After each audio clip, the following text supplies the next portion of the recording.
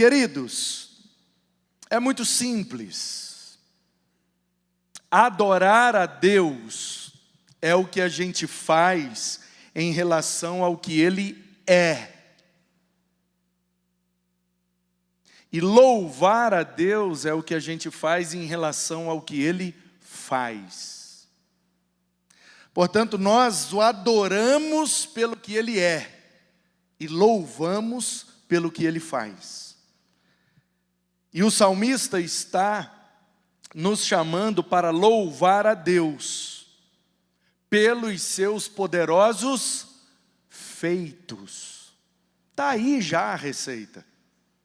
Portanto, meus irmãos, quando a gente está naqueles momentos em que parece que Deus não está fazendo, parece que Deus não está agindo, parece que Deus não está operando, parece que Deus não está ouvindo, parece que Deus não está falando, a gente tem dificuldade de encontrar motivos para louvar. Porque louvar é elogiar. Por isso que uma coisa são os nossos atos de adoração, outra coisa são os nossos atos de louvor. Porque mesmo se Deus não fizer nada para mim, eu continuo tendo motivos para adorá-lo. Esse é o ponto. Porque eu não me criei, não fui eu que me trouxe à existência, não sou eu que produzi o oxigênio que eu estou respirando agora. E na pandemia isso ficou muito claro para nós, quando a dificuldade de respirar era suprida com aqueles galões, balões, sei lá como é que chama, de oxigênio. E estava faltando oxigênio. E aí a gente viu quanto custava o oxigênio.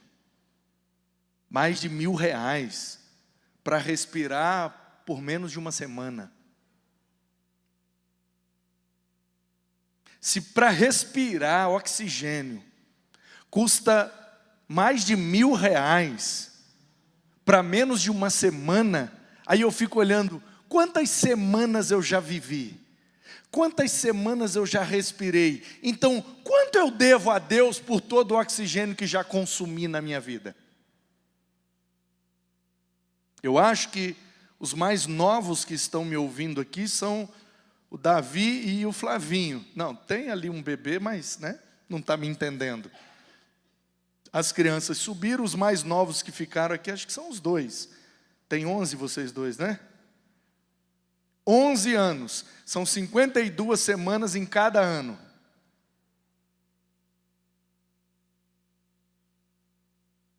Faz a conta.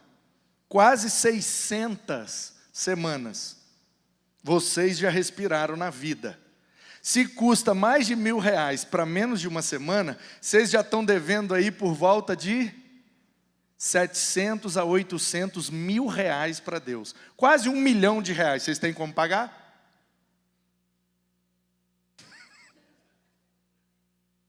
Então o que você tem que fazer se você não tem como pagar?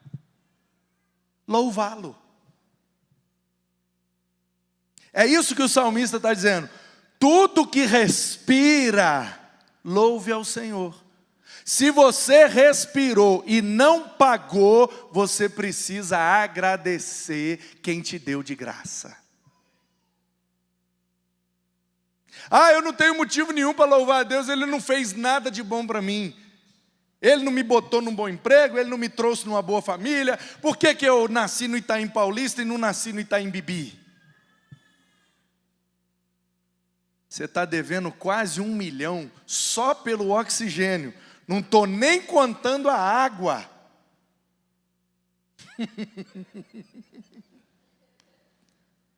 Quanto custa 1 litro d'água? Olha a quantidade de litros. Ah, a gente paga para a Sabesp. Mas se a Sabesp tivesse que criar água, misturar oxigênio com hidrogênio para criar água, eu garanto que ficaria muito mais caro. Porque o que a Sabesp faz é só tratar a água e encanar para nós. Eles não criam a água. Meus irmãos, o fato é que de cada um de nós precisa sair, como naquele saxofone ali, de cada um de nós precisa sair uma nota de louvor a Deus, porque nós temos fôlego. Aquele saxofone só produz a nota musical desejada se o instrumentista soprar nele, porque ele é um instrumento. Então o saxofonista sopra nele, e de acordo com os botões que aperta ali, fecha ou abre, produz uma determinada frequência sonora que nós chamamos de notas musicais. Então, o saxofone sozinho não faz música. Tem que ter alguém soprando nele. Agora, não basta também só soprar, tem que saber apertar os botões. Senão fica tudo feio, tudo desafinado, tudo sem beleza. Cada um de nós é como se fosse um saxofone, que só faz sentido quando o saxofonista sopra. E a Bíblia diz que quando Deus foi criar a humanidade, Ele soprou o fôlego de vida. E o homem se tornou alma vivente. Nefesh Hayah. Uma alma viva, com fôlego agora, com sopro. Então o que o salmista está dizendo é: se somos saxofones, e o saxofonista já soprou, nós precisamos soltar as notas musicais. O fôlego de vida de Deus precisa passar por nós, não é para ficar em nós. Se você tampar a boca do saxofone, não funciona, não sai nota nenhuma. Então nós precisamos sermos saxofones com a boca aberta. Porque à medida que o saxofonista sopra, através de nós sai o louvor. Deus nos enchendo, Deus nos inspirando, Deus nos motivando, Deus nos usando, e nós somos apenas instrumentos. Onde o nosso papel é somente estarmos afinados. E se você, eu não entendo nada de instrumento nenhum, mas eu acho, e é uma pena que o Digas não está aqui hoje para me ajudar, eu acho que o saxofone, que ele tem aqueles botões, tem uns buracos, né? E aí aqueles botões que vão vedando os buracos. E à medida que abre um buraco ou outro, vai saindo as notas musicais. Eu tenho quase certeza, que se aquele buraco que tem que vedar, usando aquele determinado botão, se ele não tiver bem vedado, a nota não sai exata. Se vazar um pouquinho de ar pelo buraco que não está vedado, atrapalha a frequência, e aí é como se o saxofone tivesse desafinado. Se nós somos os saxofones e o saxofonista é Deus, o nosso papel então é garantir que quando Ele soprar, a nota vai sair afinada. E para isso nós não podemos deixar brechas abertas. Não pode vazar som por onde não deve vazar. Se eu apertei esse botão, quer dizer que esse buraco tem que ficar vedado, porque se vazar por aqui, desafina a nota. Mas às vezes nós não vedamos muito bem os buracos da nossa vida. Às vezes nós deixamos brechas abertas, e quando Deus quer soprar, quando Deus quer nos usar, a gente não é usado de maneira afinada, produtiva, abençoada, porque está vazando por onde não devia.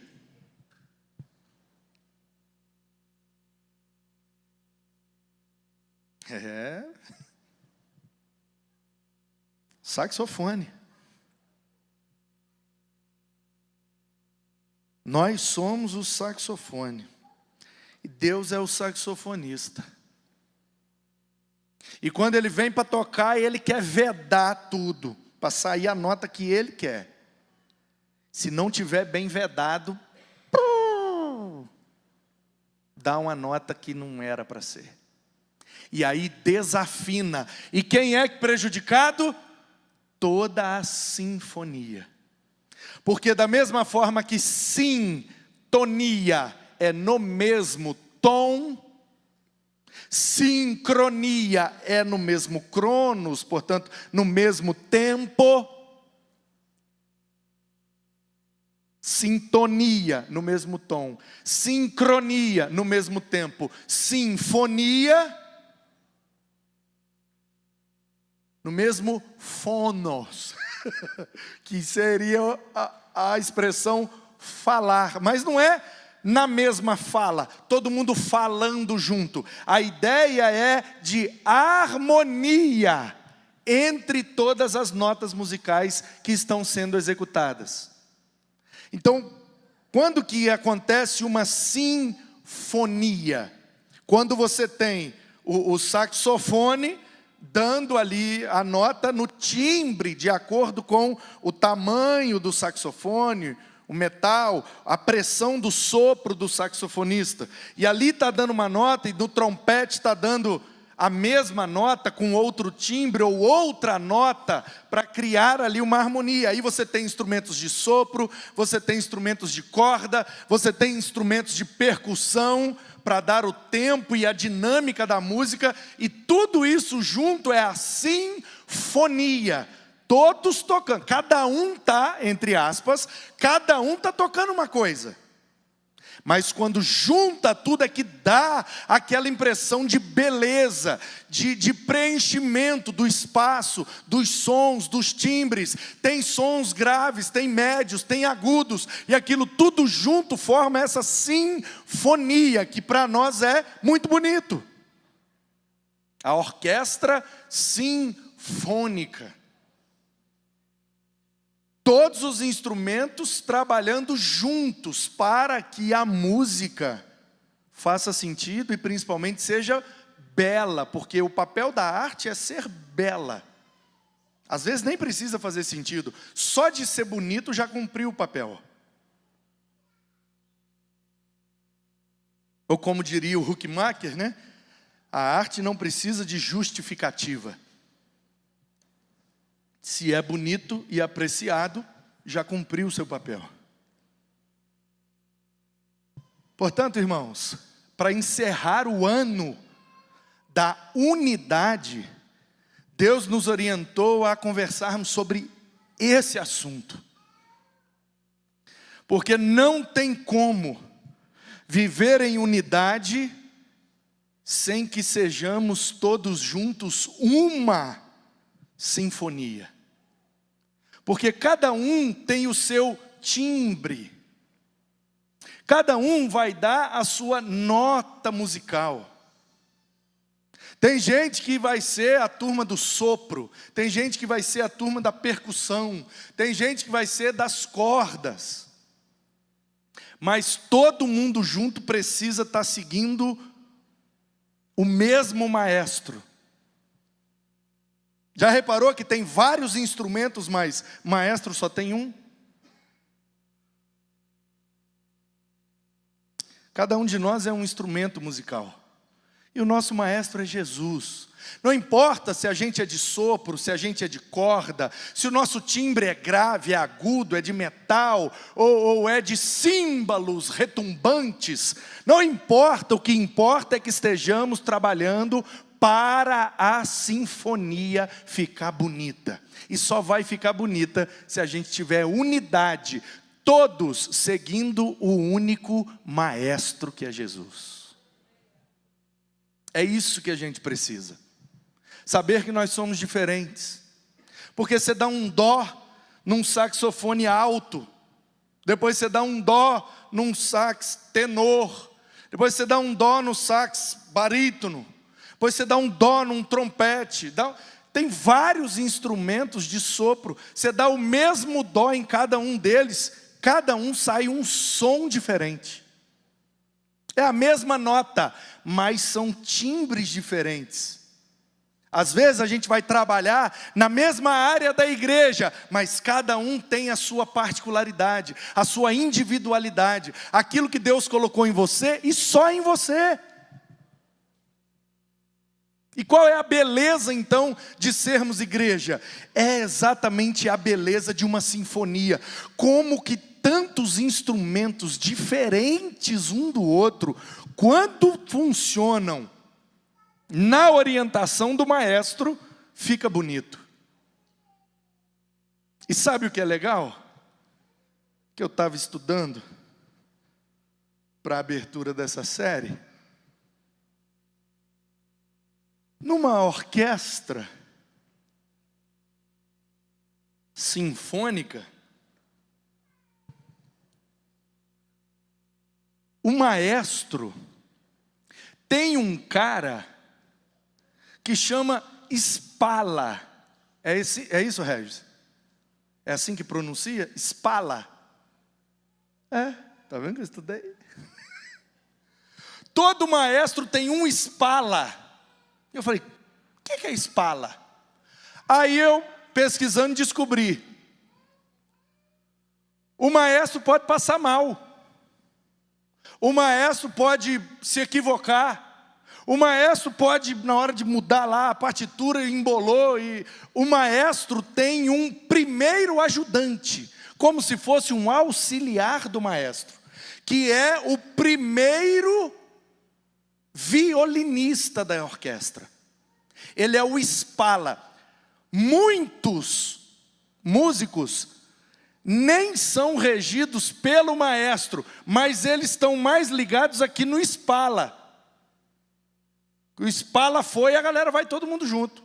Então o Spala é meio que um auxiliar do maestro.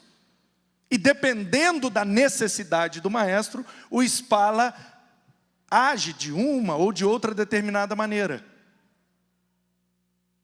E aí eu fiquei pensando, se Jesus é o maestro, quem é o Spala? Aí eu falei, ó eu aí, o Spala. Porque às vezes, o violinista ali do fundo, ele não conseguiu ver direito o que o maestro fez, mas no Spala que está pertinho dele, ele bate o olho e vai atrás. E ele não se perde. Falei, então é esse o nosso papel. A gente não é maestro, a gente é Spala. Por quê? Porque às vezes tem alguém aqui do meu lado que não está dando conta de receber a orientação direto de Jesus. Então, pelo simples fato de estar perto de mim, quando eu vou certo na orientação de Jesus, ele também acerta junto comigo. É exatamente o que Paulo falou: imitem a mim, porque eu imito a Cristo.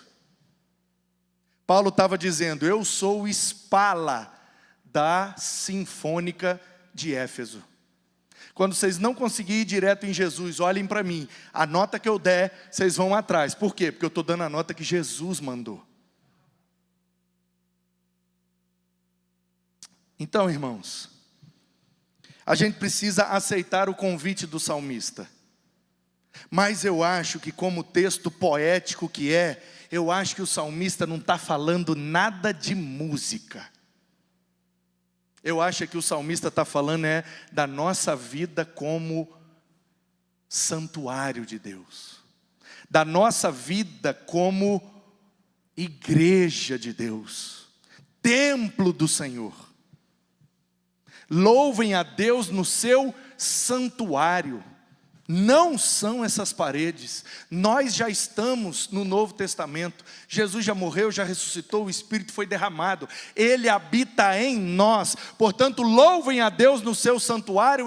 Nós reunidos somos o lugar de adoração. Nós somos a sinfônica que Jesus, sendo maestro, usa alguns espalas para que a gente seja conduzido no andamento que Ele quer.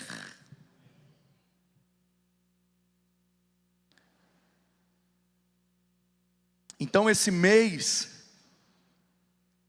vai parecer que a gente está falando de música, porque como nós vimos, né? Dó, ré, mi, fá, sol, lá, si. Cada culto vai ter a sua nota musical. Mas assim como o salmista, na minha opinião, não estava falando de música, ele está falando de louvor. Nem é de adoração, ele está falando de louvor.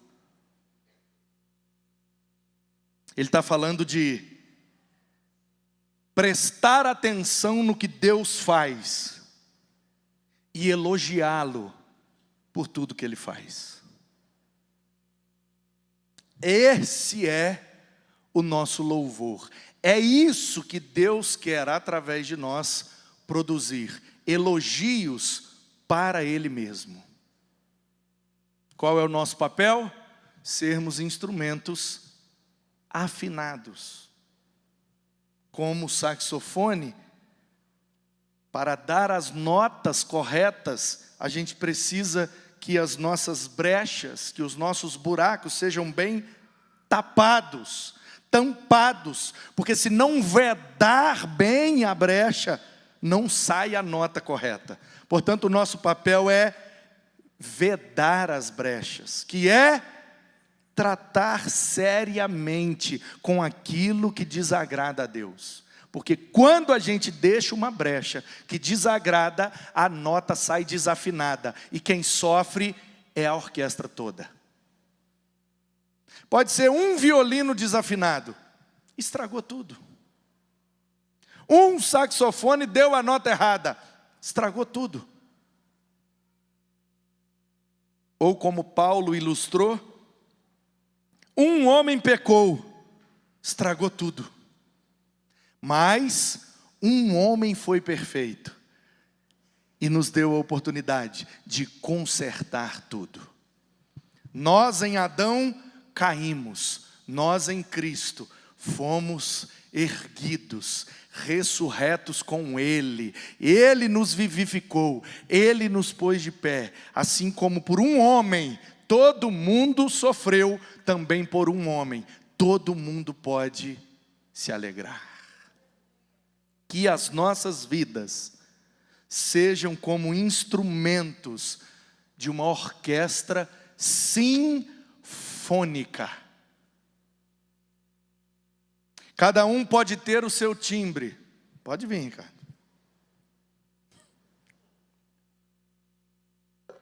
Cada um pode ter o seu timbre, cada um pode ter a sua região de frequência, cada um pode ter o seu jeito de expressar. Existem instrumentos de sopro, de cordas, de percussão, de tantas formas. O importante é que todos estejam sinfônicos. Como por exemplo aqui, ó, bota um piano para mim.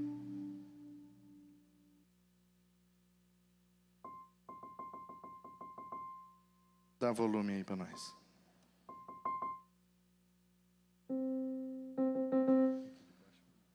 Vai no de baixo. Ó, horrível, né? Olha isso, gente. Isso é um dó.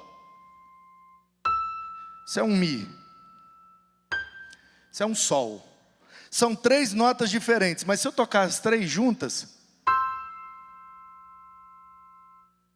tem uma harmonia. Então, às vezes a gente fica como igreja, achando que Deus nos chamou para uniformidade, todo mundo igual. Não, se Deus quisesse todo mundo igual, a gente não nascia diferente. Não tem nenhuma digital igual a minha nesse planeta. Bilhões e bilhões de pessoas, ninguém tem a digital igual a minha. Ninguém tem a íris do olho exatamente igual a minha. Se Deus gostasse de uniformidade, a gente era tudo igual. Se Ele fez a gente assim diferente, eu acho que Ele gosta da diversidade. Portanto, tem gente que nasceu para ser dó. Tem gente que nasceu para ser mi. Tem gente que nasceu para ser sol. Não tem problema. Mas a gente precisa tocar junto. E aí fica bonito. Porque se tocar a nota errada, ó.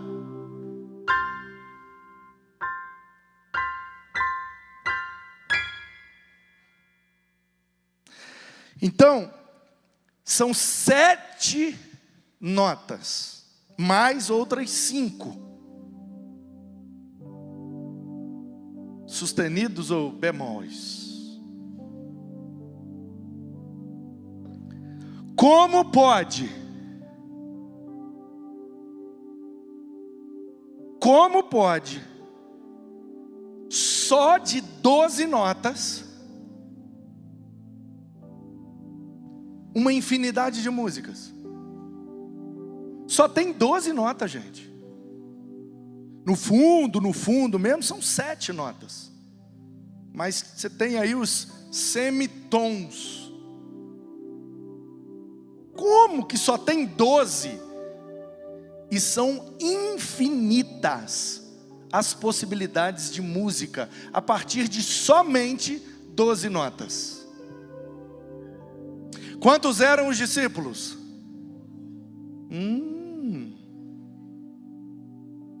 Nunca reparou nisso? Quantas eram as tribos de Israel?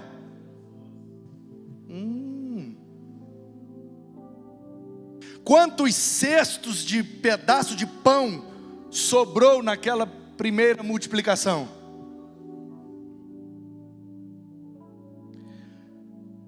De 12 tribos, uma infinidade de hebreus encontrarão a salvação.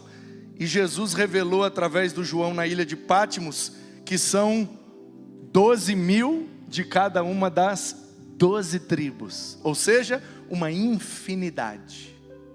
E depois ele diz que além da infinidade de hebreus, lá no céu também tinha gente de toda raça, toda tribo, toda língua e toda nação. A partir de 12 patriarcas, uma infinidade de hebreus foram salvos.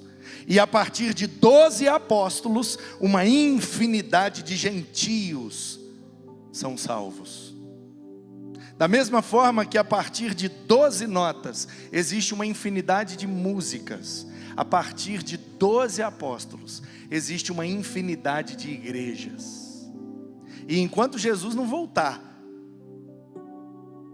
cada dia vai surgindo igreja nova. E cada uma diferente da outra. É assim que funciona. Portanto, numa sinfonia, não importa do que é feito o instrumento, se é de metal, se é de madeira, se é de plástico, de fibra, não importa.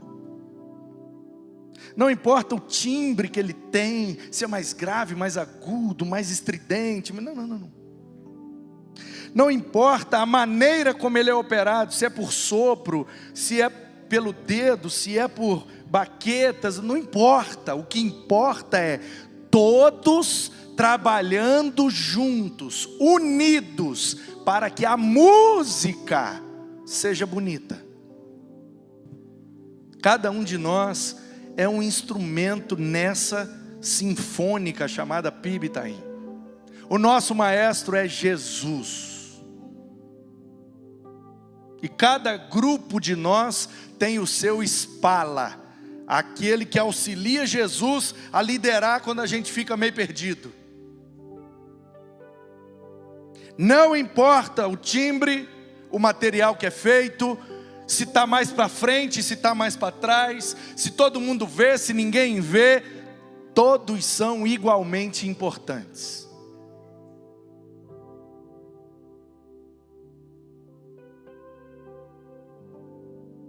Eu toquei numa banda de fanfarra, que era a banda do Peixoto, lá de Tombos. E a gente ensaiava e viajava pelos interior tocando lá, a troco de um pão com mortadela e um copo de guaraná. Era tudo que a gente precisava. E um amigo que começou junto, nós começamos juntos, o Fábio Coruja, hoje é maestro. Mora em Cachoeiro e fera, professor, mestre, não sei se já terminou doutorado, música, sabe tudo. Ele deu continuidade, né?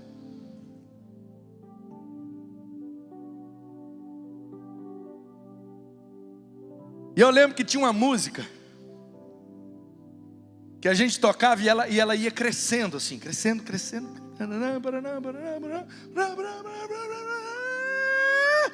Aí tinha o Arthur. O Arthur era um menino que ficava lá atrás. Numa mão ele segurava um prato e na outra mão ele segurava outro prato. A única coisa que o Arthur fazia era, no final dessa música que ia subindo, ela começava assim. No final ele fazia, batia o prato. E era muito legal que o Arthur ficava lá atrás e às vezes a gente tocava em cima de um caminhão. E a gente lá em cima no caminhão, eu tocava sax-horn, seria um... Aí lá em Tombos nós falava saxhorn. Ele tem um timbre parecido com o do saxofone, mas ele é operado como se fosse um trompete. Ele tem os 3 pistões, né? E a gente lá. E o Arthur ficava, quando era um caminhão, aquela... Como é que fala? Da samba, carroceria do caminhão. Ele ficava sentado assim, ó, segurando aqueles 2 negócios. Ele não fazia nada. A gente tocava daquela última música. No auge ele fazia. Quando ele tocava aquele prato, todo mundo aplaudia.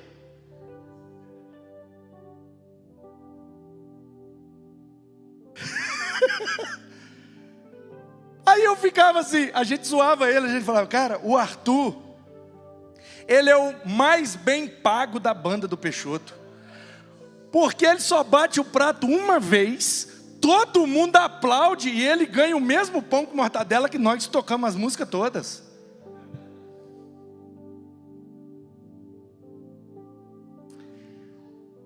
Se lembra daquela parábola que Jesus contou dos trabalhadores na vinha? Teve um cara que saiu de manhã cedo, trabalhou o dia inteiro. E o cara falou, se você trabalhar o dia inteiro eu te pago 1 denário. Aí teve outro que foi meio-dia. E ele falou, se você trabalhar meio-dia eu te pago 1 denário. E teve um que foi trabalhar faltando 1 hora para acabar o serviço. Aí ele falou, trabalhe 1 hora que eu te dou 1 denário. Um cara trabalhou o dia inteiro. O outro trabalhou metade. O outro só trabalhou 1 hora. Chegou no final, o patrão foi lá e... Toma seu denário, toma seu denário, toma seu denário. O cara que trabalhou o dia inteiro avançou no patrão. Não é justo? Eu trabalhei o dia inteiro. Como que esse cara trabalhou 1 hora e ganha a mesma coisa que eu? O patrão virou para ele e perguntou, quanto que eu combinei de te pagar? Ele disse, 1 denário. Então onde está a injustiça? Eu te paguei o que combinei. Se eu combinei com você o dia inteiro 1 denário e você aceitou, pega seu denário e vaza. E agradece. Aí o que trabalhou meio-dia, eu me dei bem, trabalhei a metade do outro. Mas aí quando ele olha para o que trabalhou 1 hora, ele fala: poxa, trabalhei meio-dia. Quanto que eu combinei com você meio-dia? 1 denário. Então pega seu denário e vaza. Não é injusto. Sabe qual é o nosso problema? É que a gente está mais focado no denário do outro do que no nosso.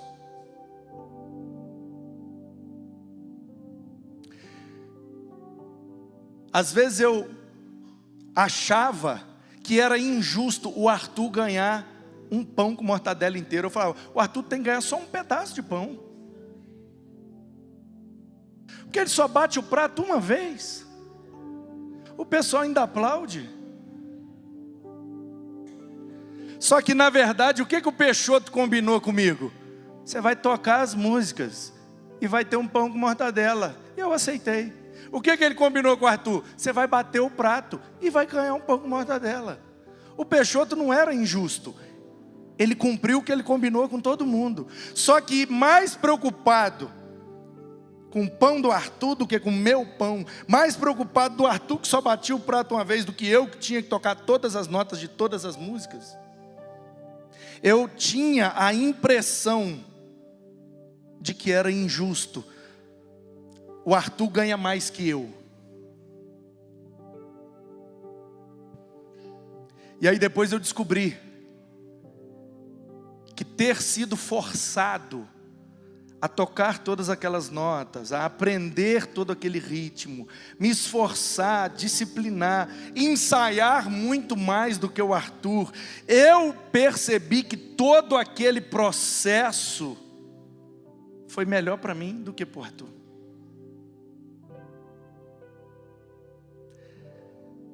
O problema é que a gente foca no resultado, ao invés de focar no processo. Eu estou servindo a Deus nessa orquestra 50 anos. E eu vou para o céu. Aí vai ter um prato que vai chegar no final, aos 45 do segundo tempo. E eu fiquei 50 anos aqui dando nota. Aí vai vir um cara que vai chegar no final, quando a trombeta tiver, aí ele vai fazer e vai subir para o mesmo céu que eu. A gente tem a tendência de achar que isso é injusto, só que na verdade quem se deu melhor fui eu, porque o privilégio e o prazer de tocar por 50 anos foi meu.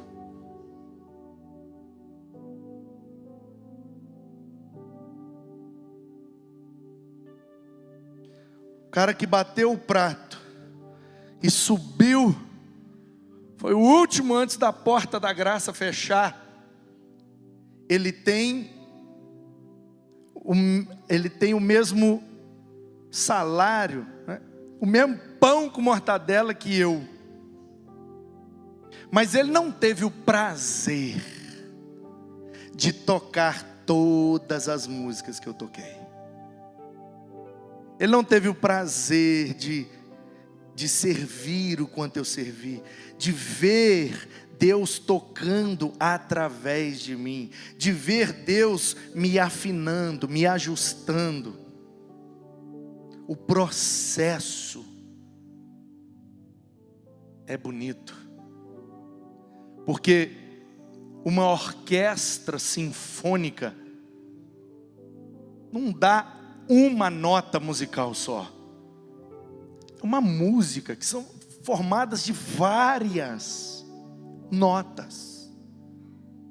E é uma música com várias notas, depois é outra música com várias notas, depois é outra música, e uma música é mais para cima, outra música é mais, uma é mais tranquila, outra é mais agitada, uma é mais barulhenta, outra é mais tranquila. A dinâmica daquela peça que está sendo apresentada, e quem está participando daquele processo inteiro é quem mais aproveita do negócio.